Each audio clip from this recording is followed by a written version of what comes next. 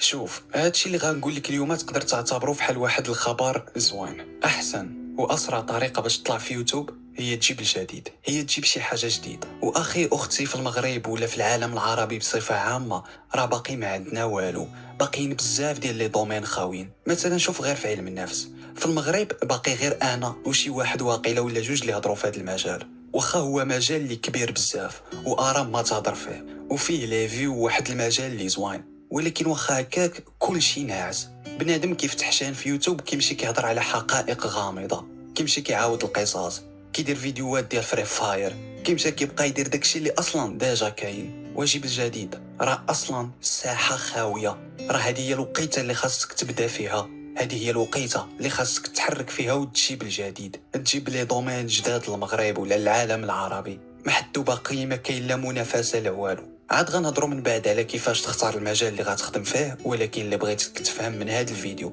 وهو نسى عليك داكشي اللي كيديروه كلشي. راه عطا الله المجالات اللي تهضر فيهم وعطا الله المجالات اللي ما فيهمش المنافسه. وما تخافش، عاد غنشوفوا داكشي بالتفصيل، غير تهن.